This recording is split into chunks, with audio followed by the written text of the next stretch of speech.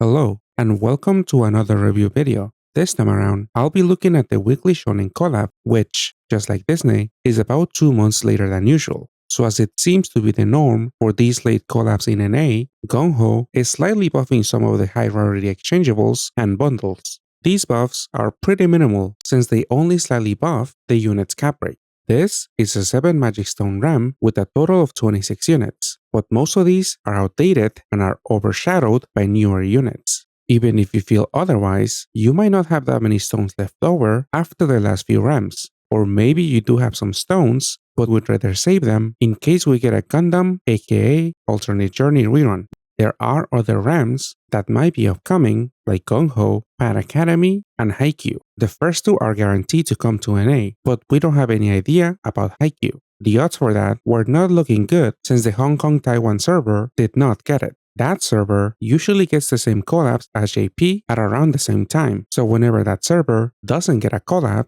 then the chances for that collab to come to NA are pretty slim. That was the case with JJK, but Hong Kong-Taiwan did get Haikyuu a few days after JP. Still, we can't for sure say that any third-party collab will make it to NA, but seeing how we have gotten two unlikely collabs recently, it seems like anything could happen. Overall, I think that Weekly Shonen is a collab that you can skip. There are some useful equips here and there, but they are not worth the chase. Even if you like the equips, you might not have much use for these outside of SN5. A lot of them grant physical type, but maybe by now you have rolled the new aggregates or have little reason to farm that dungeon. The units here have even less uses in my opinion. And if you would like to pursue a weekly shonen team, that will set you back a lot of stones. The best team you can assemble from this collab is either a Natsu team or an Erza team. The Natsu one prefers a lot of copies of himself and the badge unit, and getting dupes of either will be very pricey.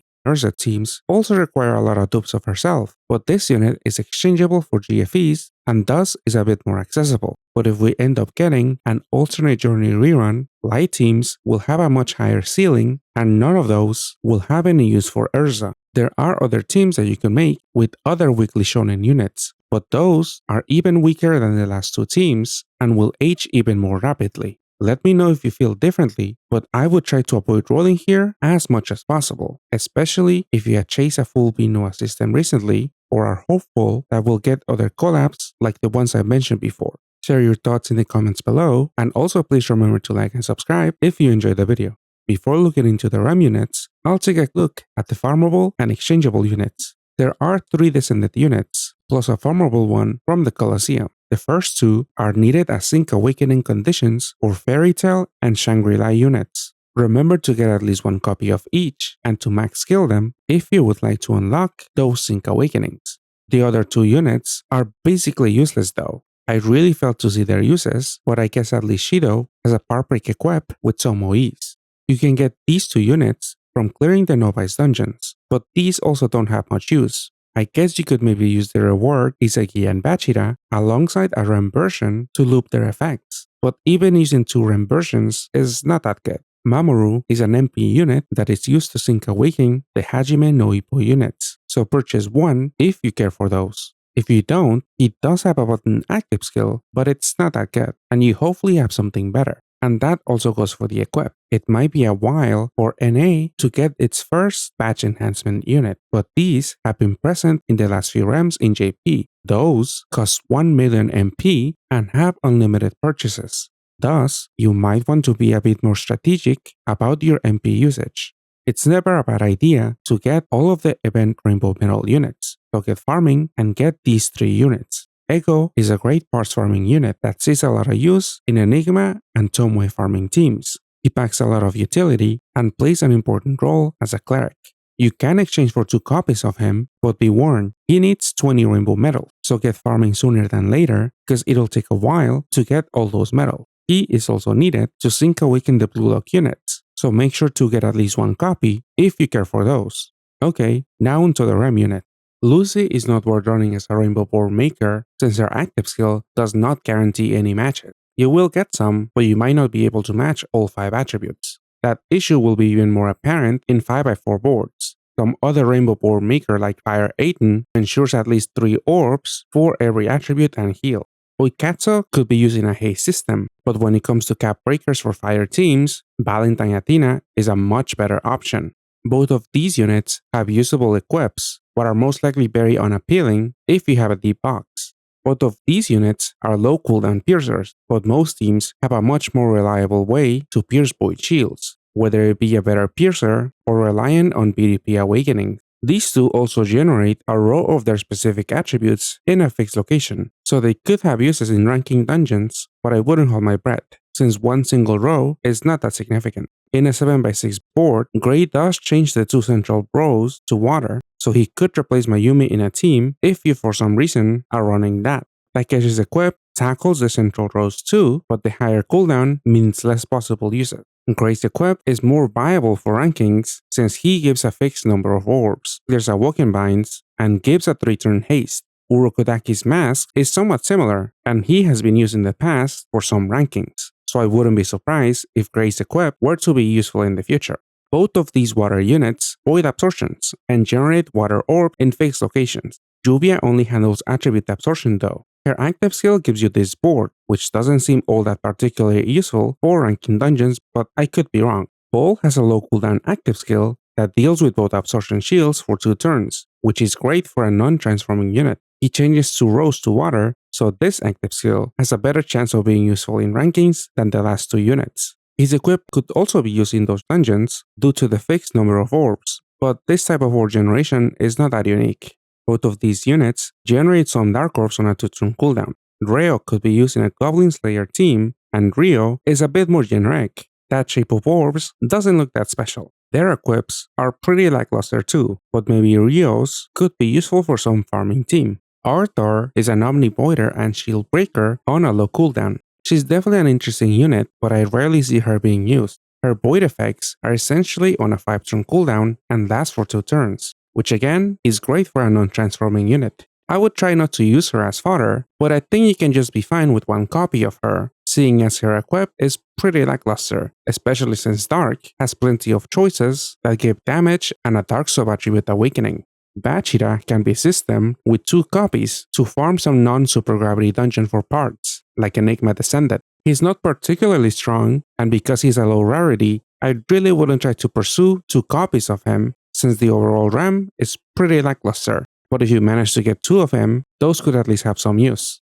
Both of these units could have some uses, but are easily overshadowed by other units. Dreadfox has some decent utility with some damage, though only 4 10Cs are not meaningful damage in supergravity dungeons. The main highlight is his equip, which is great for SM5 parts farming teams. Nagi is a bit more unremarkable, as Dark teams either usually don't run a piercer or depend on BDPs to tackle those type of shields. Also, if we end up getting Haikyuu, Nagi won't even make the shortlist as a team member, since those teams have a way better piercer. At least Nagi's equip is decent for any Dark team due to the Dark sub-attribute, damage, and Taco awakenings. But maybe you have a few Gotens laying around, and I would say that that equip is generally better due to the skill boost and the active skill. Wendy is a utility cleric and works well in wood teams. Unfortunately, her active skill gives a shield, which will interfere with the best wood team at the moment, Ice. Those teams usually run Evo Ice as a looping shield and cap breaker, and Wendy's active skill will interrupt that shield, which unfortunately is on a 7-turn cooldown, so Wendy's interruption could be deadly. She's a good cleric, but her shield effect limits where you can actually use her. Shigiri is a 7-turn cooldown, 1-turn haste unit that could work in fire TPA teams. His active skill gives a roulette and time buff, which can be looped if you have other haste units in the team. He kinda reminds me of Muscari, but Shigiri has a lot more utility at the cost of the looping shield effect. His equip gives a long-lasting HP buff. 10 turns might be overkill and probably not viable for in-game content, but maybe you could make it work in some specific co-op team. Sonraku and Emul is an exchangeable 9-star that provides a special roulette, time buff, and self-cap break. This duo could work in Bell or Natsu teams, but this unit is not the fastest way of obtaining orbs. His equip is packed with utility and could be great on a cleric, especially since this equip has a heal OE, though like most of the equips in the collab, the active skill might not be all that helpful. Rakuru is an orb skin unit with a random cap break. When you use his active skill, you'll get a not so random cap break, as it could be any of 25, 30, 35, and 40 billion. The drop to 1 HP and having your recovery is not ideal for new dungeons, so this unit is not a good option for orb generation in any team trying to tackle the endgame. Not to mention that his orb generation might not provide enough fire orbs to deal damage or enough heal orbs to fully heal, and since his equip does nothing but have a lot of effective skill boosts, I would really skip this bundle.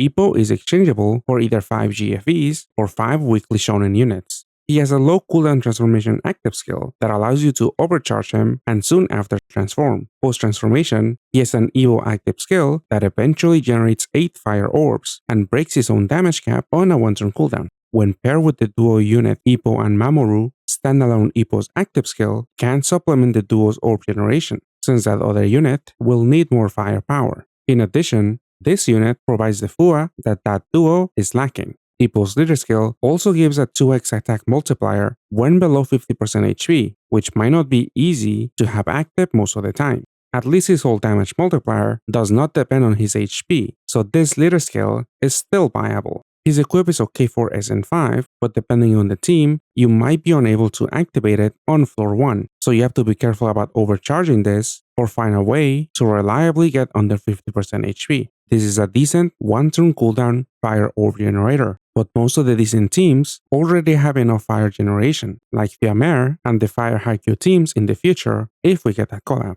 I would probably pass on this exchange unless you really want to play fire TBA teams. Barrow provides a looping damage spike and a self-cap break on a 3-turn cooldown. In addition, he also tackles Awoken Binds, but not unmatchable orbs, so he won't work well as your standalone cleric without using the unmatchable latent. Using that latent is annoying and could be deadly if both fire and dark orbs become unmatchable. This collab has a bunch of low cooldown equips that give you an HP buff, and Barrows is not the worst, especially because this one comes with some TPAs.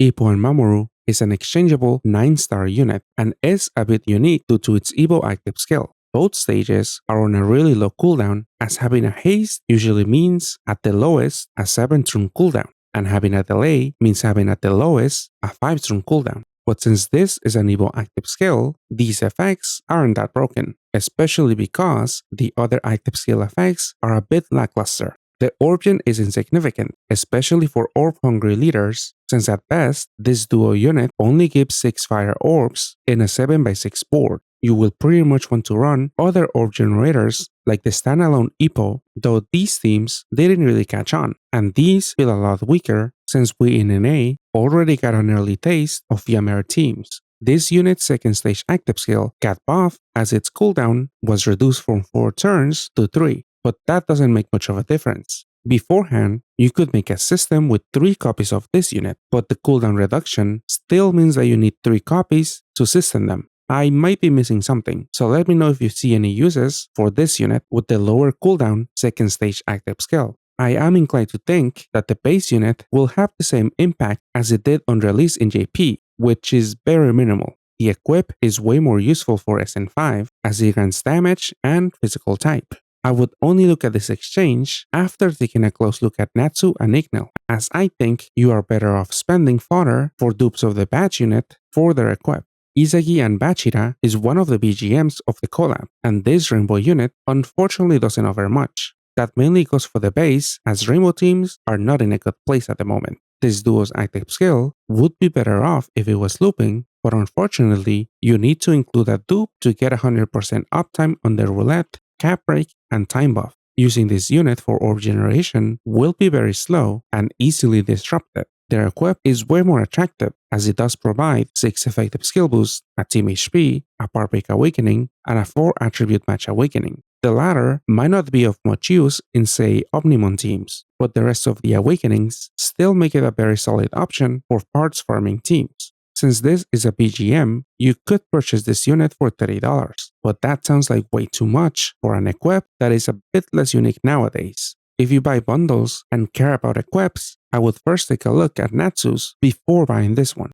Isagi is a damage-centric cleric, and he is exchangeable for GFEs. He can serve as a TPA leader, and since ideally you will be matching water and wood TPAs, you could run the attribute absorption latent in your team, so along with Isagi's active skill, you'll have full coverage against absorptions and damage voids. But this comes at the cost of having a higher cooldown when compared with other clerics. His equip is good for stacking OEs, and its long-lasting pierce effect could be useful, though there are other options out there, like Mickey, that don't give you any bonus combos, which you might not want since they slow you down. You might want to exchange for him if you plan to play with water and wood TPA teams.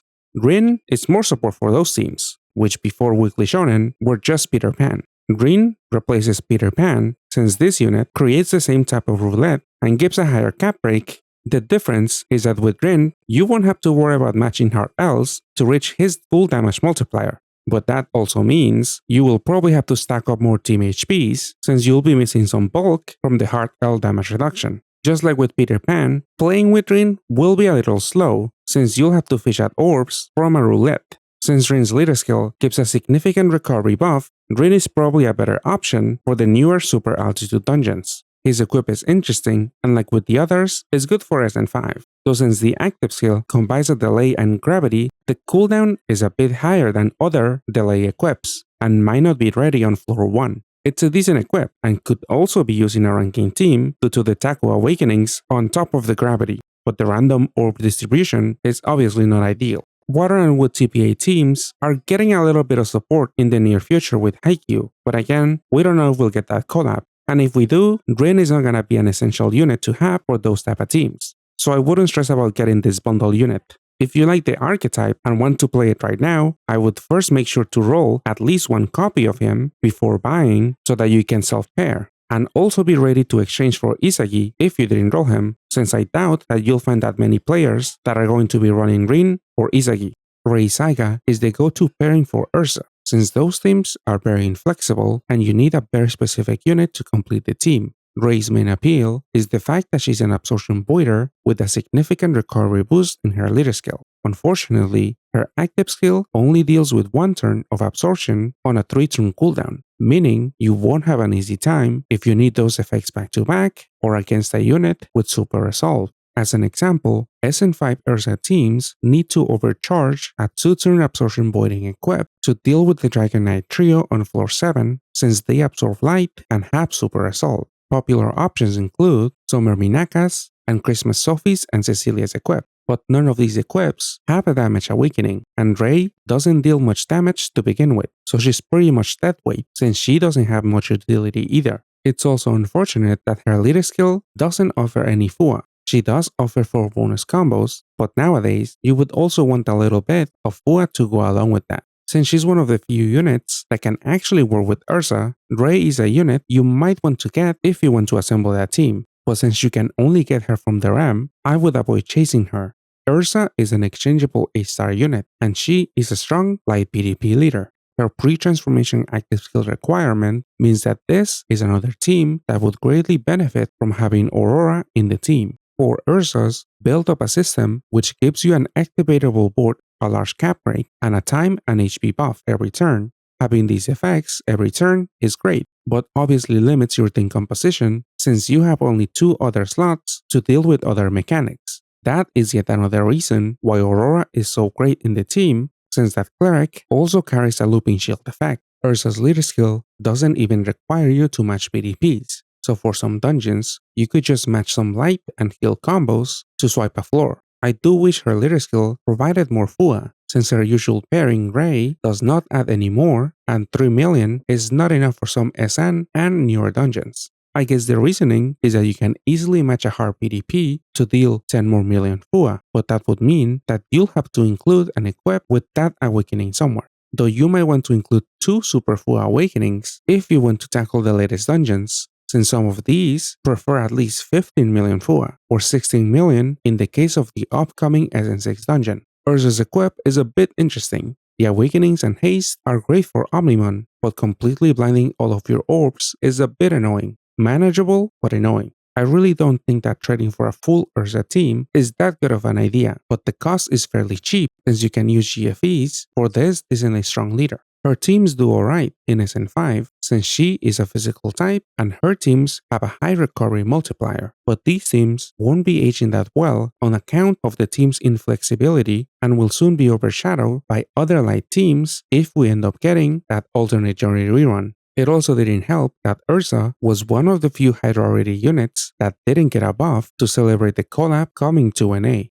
Natsu Igneel is a batch unit requiring 14 weekly shonen units as fodder for exchange. This is the key orb generator in Natsu teams, and you need 3 copies to loop the orb generation, damage cap break, and attribute and damage absorption effects, making the whole team overall very inflexible. This unit only creates 7 fire and heal orbs, so at best, he only guarantees 2 fire combos. I wouldn't exchange for them for the base, but I would take a look at the equip. All of the awakenings were great on damage dealers without levitate, like Bell, so it's no shocker that this equip is often found on teams like those. At this point, this equip is not as unique, since it's very similar to Nier Albrecht's, though at times, when you're not planning to use the active skill, a skill boost awakening is much more valuable, like when you put this on a transforming unit or on one with a long cooldown Evo active skill, such as Bella and Hestia. The trade is expensive, but it might be worth it if you're pulling in this REM, since I'm sure you will have more than enough lackluster units to get rid of.